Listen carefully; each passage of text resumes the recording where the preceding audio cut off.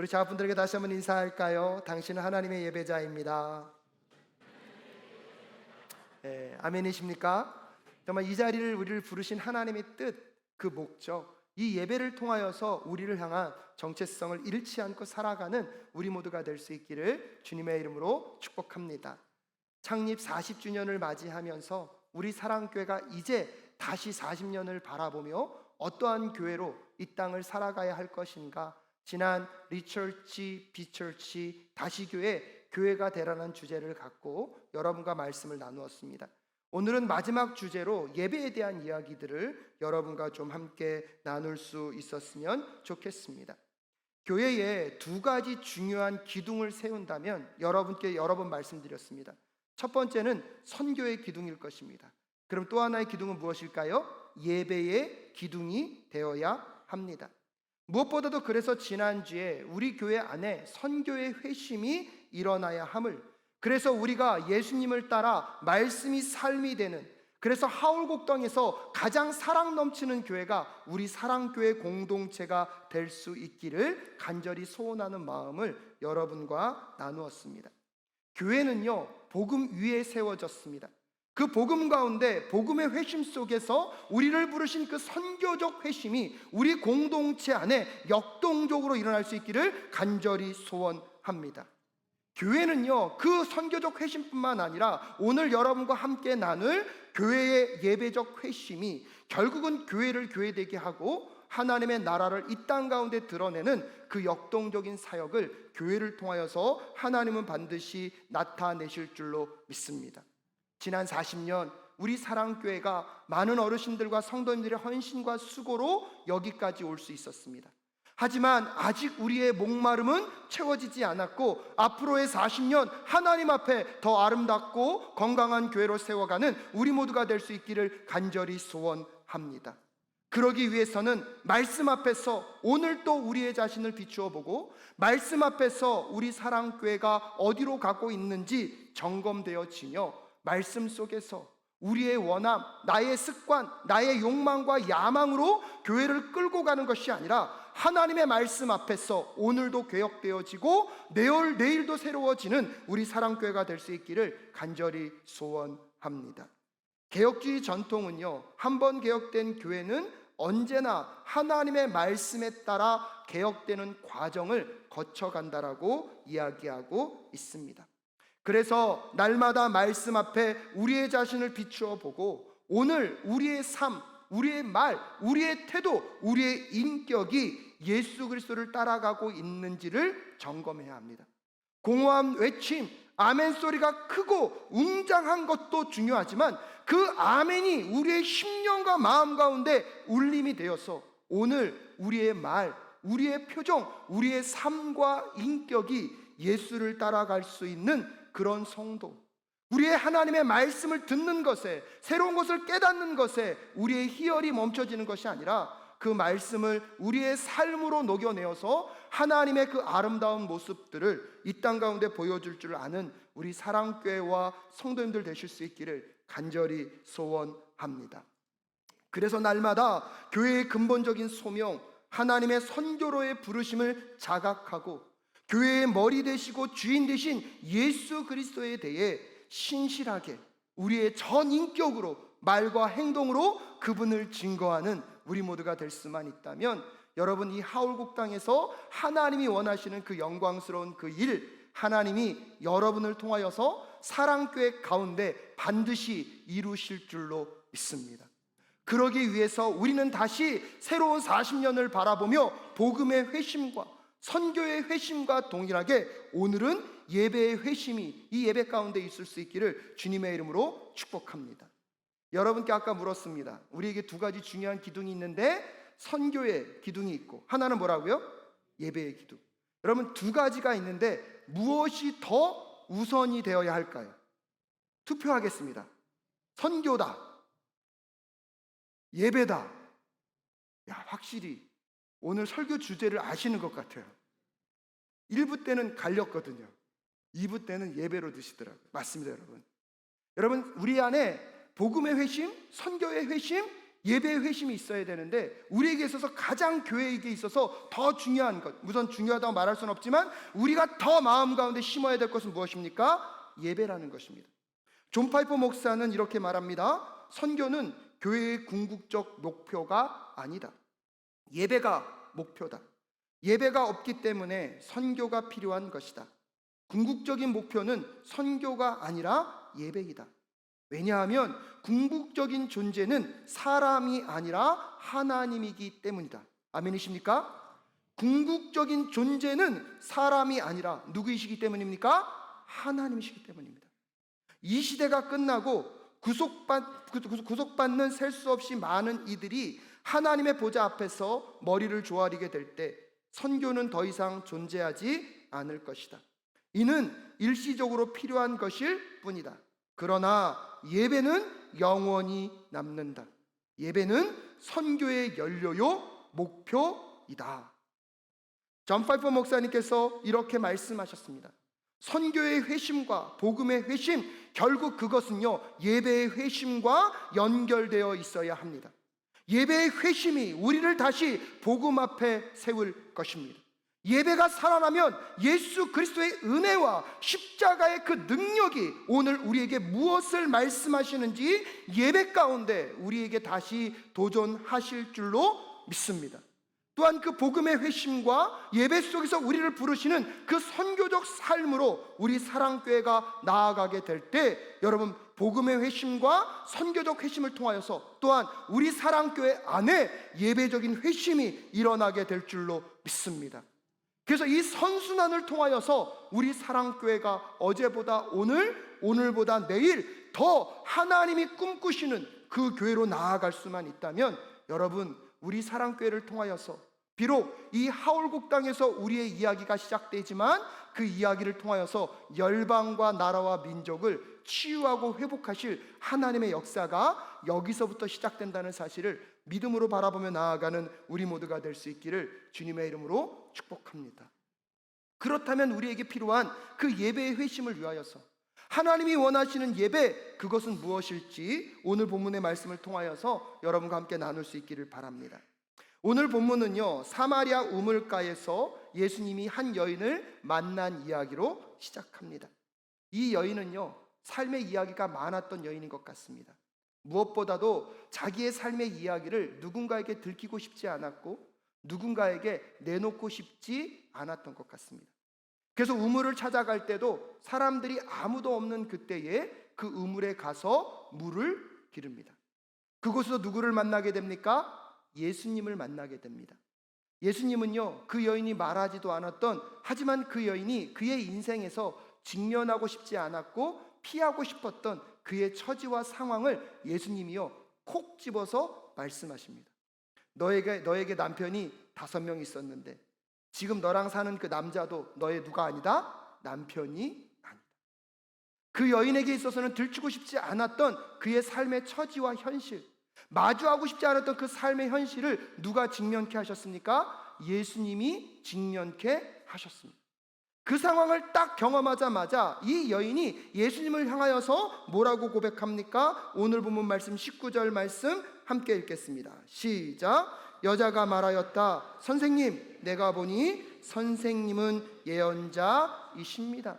이 여인이 그 예수님을 향하여서 선생님은 누구라고요? 예언자, 다른 말로 하면 선지자라고 고백하고 있습니다.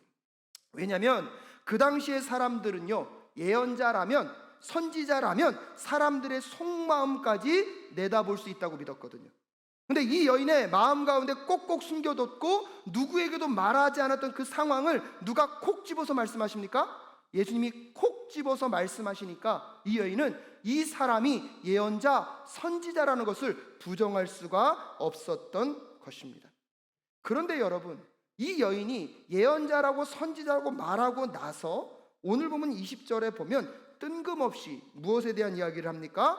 예배에 대한 이야기를 합니다.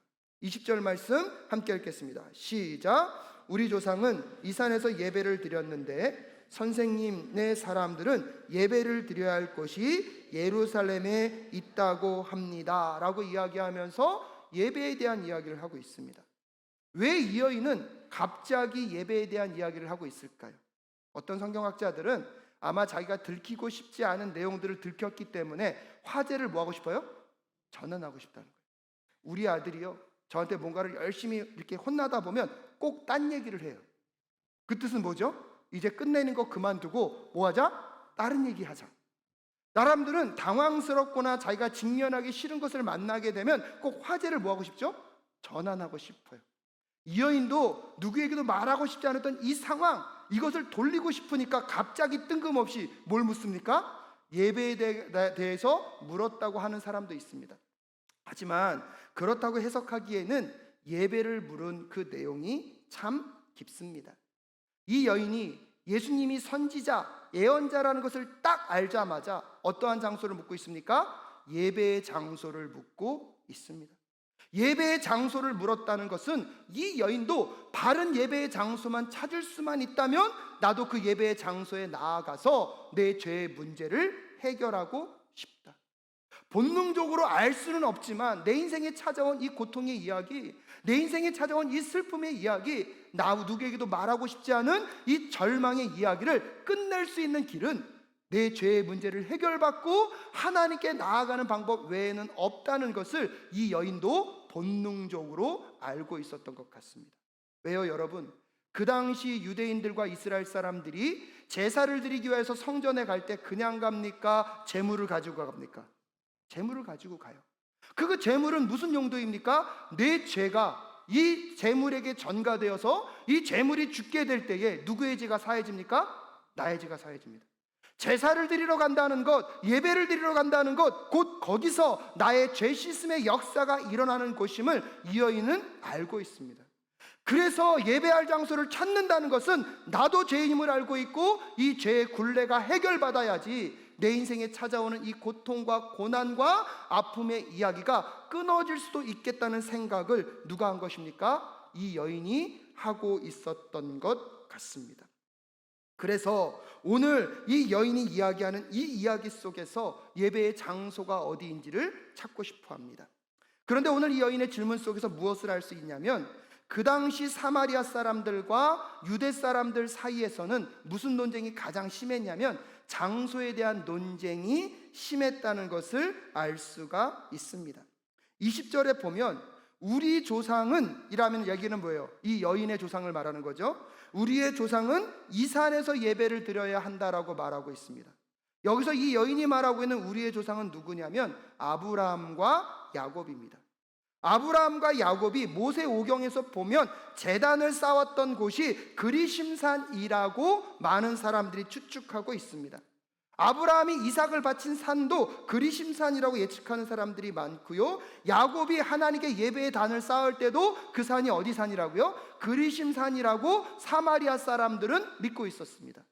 이 사마리아 사람들은 모세오경만이 하나님의 말씀이라고 믿었기 때문에 그 말씀에 기준하여서 그들이 예배를 드려야 할, 우리의 조상들이 예배를 드리고 살아왔던 공간이 어디라고 믿었습니까? 그리심산이라고 믿었습니다. 그래서 그들은 그리심산에서 예배를 드리는 것이 진정한 예배라고 주장하였다면, 여러분 반대로 선생님네 사람들은 예배 드려야 할 곳이 어디라고 얘기하고 있습니까? 예루살렘이라고 얘기하고 있습니다. 즉 예배는 어디서 드려야 제대로 된 예배인지 그리심산과 어디가 싸우고 있습니까? 예루살렘이 싸우고 있습니다. 오늘날로 말하면 원조 식당이 어디냐? 근데 여러분 원조가 왜 이렇게 많아요? 어디든 다 가면 원조예요. 지금 오늘 예배의 장소의 원조가 어디냐에 대한 이슈가 벌어지고 있는 것입니다. 여러분 그런데 신기한 건 무엇이냐면 이 이야기들 속에서 여인은요 장소에 대한 질문을 하고 있는데 예수님은 뭐라고 말씀하고 있습니까? 21절 말씀 함께 읽겠습니다. 시작. 예수께서 말씀하셨다. 여자여 내 말을 믿어라. 너희가 아버지께 이 산에서 예배를 드려야 한다거나 예루살렘에서 예배를 드려야 한다거나 하지 않을 때가 올 것이다 라고 이야기하고 있습니다. 여인은 장소에 대한 질문을 하고 있는데 예수님은요 장소를 말하지 않으시고 뭘 말씀하십니까? 때를 말씀하십니다. 마치 이것을 뭐라고 얘기합니까? 동문서답. 잘 알고 계시네요. 예수님은 지금 여인은 장소를 묻고 있는데 예수님은 뭐라고 대답하고 계세요? 때를 이야기하시면서 사마리아나 예루살렘에 대한 이야기를 하지 말고 너희들에게 이 공간을 뛰어넘어 무엇할 때가 온다? 예배할 때가 온다는 것입니다. 근데 오늘 예수님은요, 사마리아도 잘못됐고 예루살렘도 잘못됐다라고 말하는 게 아니에요. 그래서 새로운 새 삶의 길을 여신 게 아니라, 사실 여러분 오늘 보면 22절 말씀을 한번 읽어볼까요? 함께 읽겠습니다. 시작. 너희는 너희가 알지 못하는 것을 예배하고 우리는 우리가 아는 분을 예배한다. 구원은 유대 사람들에게서 나기 때문이다 라고 이야기하면서, 여러분 이미 성경은요, 이 땅에 온 인류를 구원하기 위한 누구를 보내주십니까? 구원자 메시아를 보내주십니다. 그 메시아가 올 때에 이 땅 가운데 옛 시대는 끝나고 새 시대가 시작이 되어집니다. 그러면서 성경에서 그 메시아는 어느 민족으로요? 유대 민족을 통하여서 온다는 것이 성경에 이미 드러나 있습니다. 그래서 예수님이 장소 논쟁에 대해서 먼저 얘기하시는 것은 예루살렘이 맞다는 거예요. 지금까지, 즉 새 시대가 열리기 전까지 예배는 어디서 하는 게 맞다는 거예요? 예루살렘에서 하는 것이 맞다는 거예요. 지금까지 들어온 예배의 전통, 형식, 그 모든 것들이 사라지기를 원하는 것이 아니라 지금까지 예루살렘에서 한 예배는 맞다는 거예요. 근데 여러분, 예루살렘에서 예배하는 사람들에게는 어떤 문제가 있었냐면, 첫 번째는 이것입니다. 예루살렘에서만 예배를 하면 그들은 예배가 되었다고 생각했습니다. 마치 뭐랑 똑같습니까? 오늘 우리는요, 주일 예배 드리기 위해서 여기에 왔습니다. 주일 예배를 드리는데 우선 이 예배당에 왔고, 오늘 처음 예배가 시작돼서 끝날 때까지 이 모든 예배에 참석하면 나는 예배 드렸다. 맞습니까? 여러분, 우리도 모르게 우리는 예배에 참석하고 그 자리에 앉아 있었으면 오늘 내가 할 예배는 끝났다고 생각하는 것이나, 지금 예루살렘에서 예배를 드리면 예배가 온전해졌다고 말하고 있는 그 당시 예루살렘에서 예배를 드리고 있는 사람과 무엇이 다르다는 말입니까? 또한 예루살렘에서 예배를 드리고 있는 사람들은요, 유대인의 혈통을 갖고 있었습니다. 그들은 태어날 때부터 유대인으로 태어나면 우리는 유대인으로 태어났기 때문에 누구의 백성이다? 하나님의 백성이다. 여러분, 오늘날 우리는요, 예수님이 십자가에서 우리의 죄를 위하여서 사하여 죽으시고 그 예수를 마음으로 믿어 무엇으로 시인하고요? 입으로 시인하고. 근데요, 삶은요, 내 마음대로 내 뜻대로. 내 삶의 주인이 예수님이 되셔야 되는데 내 야망과 욕망과 내 뜻대로 잔뜩 하고 나서 나는 죽어서 나중에 어디는 간다? 여러분, 그거나 태어날 때부터 유대인으로 태어나서 나는 태어난 것이 유대인이니까 하나님의 백성이라고 당연하게 말하는 거나 무엇이 다르다고 여러분 생각하십니까? 예수 그리스도 안에서 우리의 정체성은 내 입술의 고백이 아니라 그 입술의 고백이 우리의 삶이 되어서 내 삶의 주인 되신 예수 그리스도만을 따라가는 진정한 예배자의 삶이 회복되어지는 우리 모두가 될 수 있기를 주님의 이름으로 축복합니다. 예루살렘의 장소는 맞았지만 예루살렘에서 잘못된 예배를 드리고 있었던 유대인의 모습들. 근데 여러분, 사마리아는 좀 괜찮았을까요? 사마리아는 뭐라고 얘기합니까? 22절에 보면 너희는 너희가 알지 못하는 것을 무엇하고 있다고요? 예배하고 있다고요. 왜 이것이 문제가 됩니까?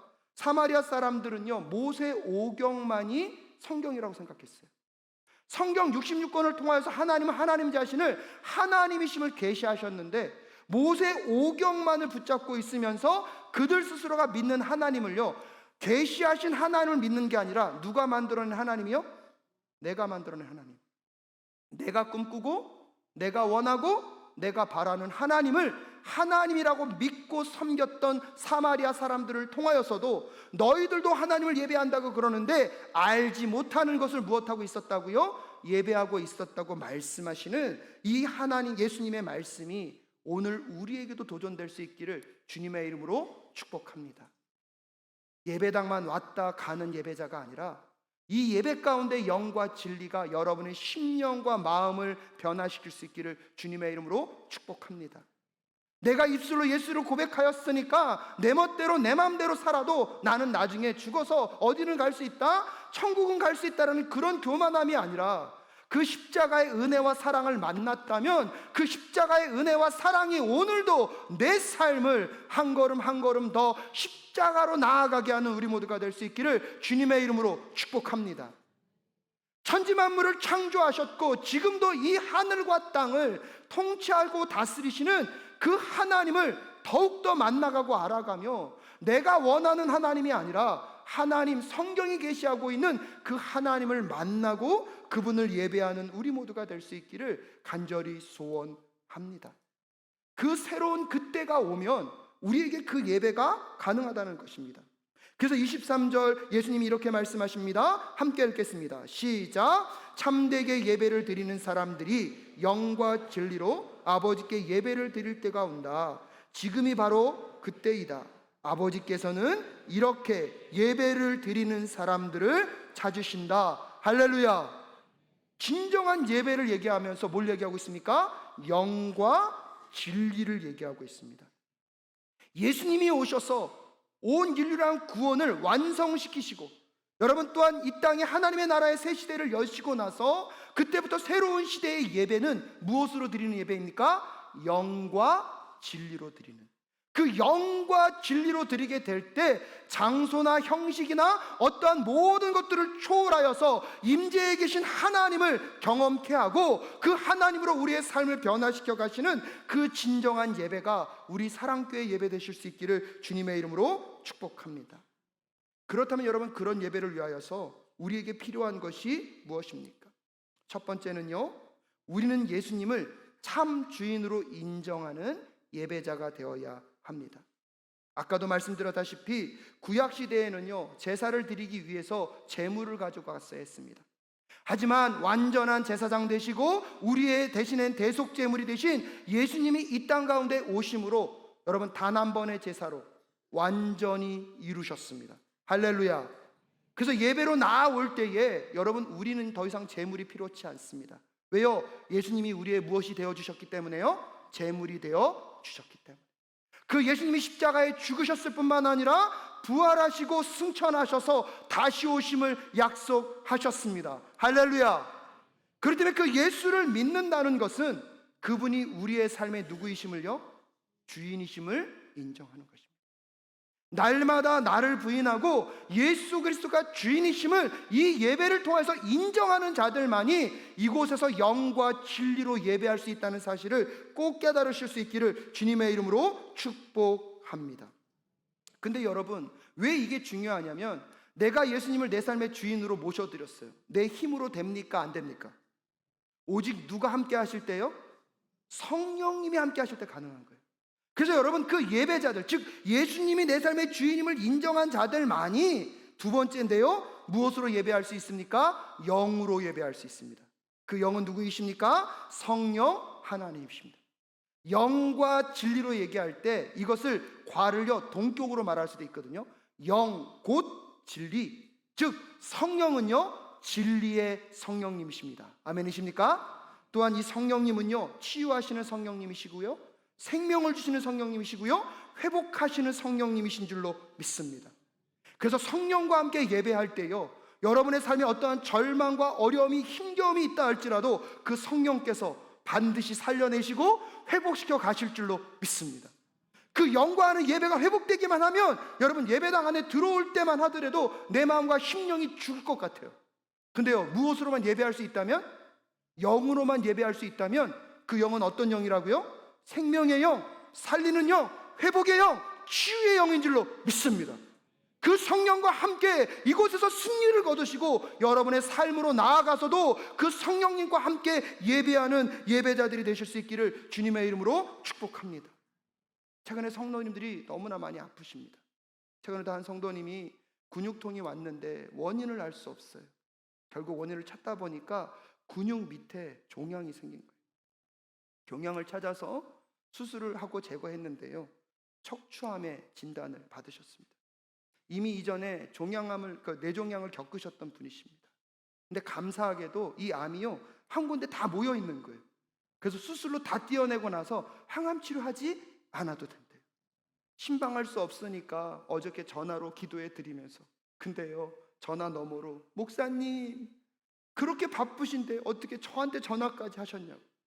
그리고 막 기도하고 함께 승리를 외치고, 근데 그 다음에 그분이 그러더라고요. 잘 이겨내겠습니다, 목사님. 여러분, 저는요 어저께 성령님과 함께 예배하는 우리 성도님들을 만났습니다. 뇌종양을 겪었고 다시 척추암이 찾아왔어요. 근데요, 잘 이겨내겠습니다, 목사님. 인간의 힘으로 될 수 없습니다. 성령께서 함께하게 될 때 어떠한 절망 속에서도 다시 일어나겠다는 소망을 얘기할 수 있는 것, 영으로 예배하는 자들만이 누릴 수 있는 하나님과의 동행인 줄로 믿습니다. 사랑하는 여러분, 저는 여러분이 성령으로 예배하는 성령의 사람들이 되실 수 있기를 주님의 이름으로 축복합니다.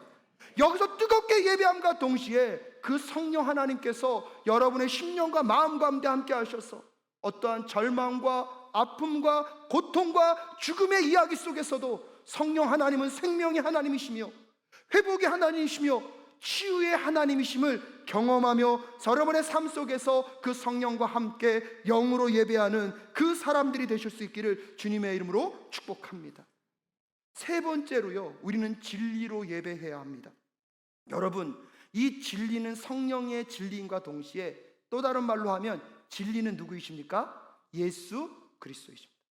그렇기 때문에 우리는 이 예수 그리스도 안에서 예배함과 동시에 예수 그리스도로 예배하는 자들이 되어야 할 줄로 믿습니다.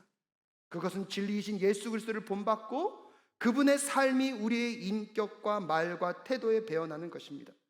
예수 그리스도 안에서 은혜로 구원을 받았기 때문에 여러분, 나중에 죽어서 천국 가는 것이 우리의 구원이 아니라 그 사랑과 은혜에 반응하여서 오늘도 예수를 따라 그분을 본받고 닮아가서, 여러분 좀 부담스러운 표현이지만 우리 각자가 작은 예수로 살아가는 진리로 예배하는 예배자들이 되실 수 있기를 주님의 이름으로 축복합니다.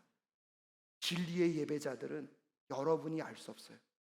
여러분의 주변 사람들이 여러분을 보면서 예수가 보인다, 예수가 느껴진다 말할 줄 아는 그런 진리의 예배자들이 되실 수 있기를 간절히 소원합니다. 왜냐하면 여러분 24절에 보면 하나님은 무엇이라고 표현하고 있습니까? 영이시다라고 말하고 있습니다.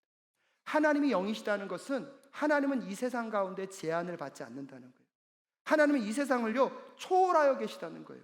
여러분, 그 하나님께 우리가 아무리 의리의리한 예배당을 지어서 드린다 하더라도, 이 땅의 모든 재물을 다 갖다 하나님께 드린다 하더라도, 이 땅에서 어떠한 성공과 성취를 그도 하나님께 올려드린다 할지라도 여러분, 그것으로는 하나님을 만족시킬 수 없습니다. 하나님은요 이 모든 것들을 초월해 계시고 스스로 자족하시고 만족하시는 분이 영이신 하나님이라는 거예요. 근데 그 부족함이 없는 분이 오늘 영과 진리로 예배하는 자들을 뭐하고 계십니까? 찾고 계십니다. 그래서 여러분, 영과 진리로 예배하게 되면 마지막 네 번째로 우리는 어떤 예배자가 되는지 아십니까? 하나님만으로 가득 채워지는 예배자가 된다는 사실을 기억하십시오. 예배가 예배되면 하나님으로 인해 만족하고 하나님으로 채워지게 됩니다. 하나님을 경험하게 되면 하나님은 너무나 가치 있고 존귀하고 귀하고 아름다운 분이기 때문에 그분을 향한 열망이 우리의 내면과 심령을 가득 채우게 됩니다. 하나님 안에서 그분이 채워지게 될 때 세상이 줄 수 없는 그 기쁨과 자유를 누리게 됨과 동시에 하나님을 더 간절히 열망하고, 여러분 하나님이 우리의 내면을 채우게 되잖아요. 그럼 우리도 모르게요 입가에 미소가, 하나님으로 가득 채워지면 내 삶은 여전히 절망스럽고 어두운데 그럼에도 불구하고 알 수 없는 기쁨이 여러분 마음 가운데 샘솟게 될 줄로 믿습니다. 삶의 예배를 해결하기 위해서 이 자리에 나오는 것은요 예배가 될 수 없습니다. 이 예배 가운데 온전히 누가 우리를 채워주시기를요? 하나님이 온전히 채워지게 될 때, 여러분 들어올 때는 울상으로 나왔지만 나갈 때는 어떻게 해요? 오늘 확인하겠습니다. 들어올 때는 세상의 염려와 걱정과 근심이 가득 찰 수 있어요. 근데 영과 진리로 예배하면 우리가 누구로 채워진다고요? 하나님으로 채워지면 상황은 바뀐 게 없는데 여러분 그 하나님을 누리는 사람의 기쁨과 평안과 삶이 우리의 삶 가운데 나타나게 될 줄로 믿습니다. 그래서 우리 사랑교회가 예배가 정말로 살아있어서 어떠한 표정으로 이 예배당에 들어온다 할지라도 나갈 때는요, 지금도 표정 관리 하셔요.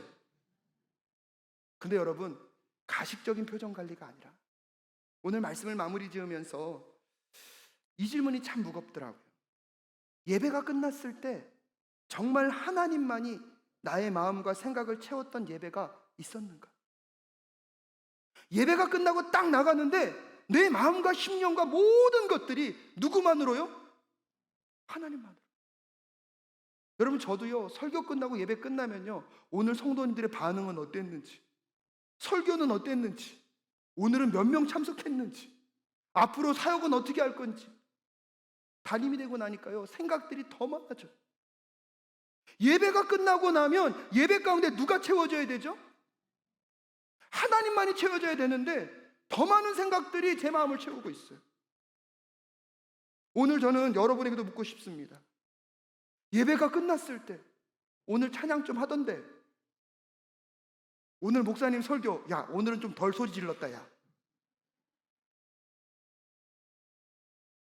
누구는 옷을 왜 그렇게 입고 왔대? 화장이 삐뚤어졌더만. 들어올 때 염려와 걱정과 근심이 더 가득 찼는데 나갈 때도 염려와 근심이 가득 차다면 성도님들의 삶의 무게가 얼마나 무거운지 알고 있는데, 이 예배 속에서 여러분의 삶의 무게가 해결될 수 있는 그 비결은 온전히 예배가 예배되고 예배 가운데 임재해 계신 그 하나님이 우리의 심령과 마음을 채우게 될 때 여전히 똑같은 상황이지만 그 상황을 넘어서 역사하시는 하나님의 평강과 기쁨이 우리 성도님들을 반드시 살려낼 줄로 믿습니다. 여러분의 삶이 절망으로 끝나지 않을 수 있는 것, 생명의 성령이며 회복의 성령이며 치유의 성령이 오늘도 이 자리에 여러분과 함께하고 계신 줄로 믿습니다. 그 영으로 예배하고 세상 가운데 나아가 그 영과 함께 예배자의 삶을 살아내는 우리 성도들 되실 수 있기를 주님의 이름으로 축복합니다. 진리이신 예수 그리스도로 예배하고 그 예수 그리스도가 내 심정과 마음 가운데 박혀 내 말과 삶과 태도가 조금이라도 누구를 닮아가는, 예수를 닮아가는. 여러분, 근데 그 영과 진리의 예배가 가능해지면 여러분의 마음과 심령이 누구로 채워집니까? 하나님으로 채워지게 될 줄로 믿습니다. 오늘 사마리아 사람들과 예루살렘 사람들은요, 예배지가 어디인지를 갖고 논쟁하고 있어요. 예배를 어떤 모양과 어떤 형태로 드려야 되는지에 대한 이야기를 논쟁하고 있어요. 하지만 오늘 예수님은요, 오늘 하나님은 예배지가 아니라 예배자를 찾고 있습니다. 오늘 우리 사랑교회 모든 성도님들이 영과 진리로 예배하며 정말로 이 땅 가운데 하나님으로 채워지는 그 기쁨을 꼭 맛보고 세상으로 나아가실 수 있기를 주님의 이름으로 축복합니다.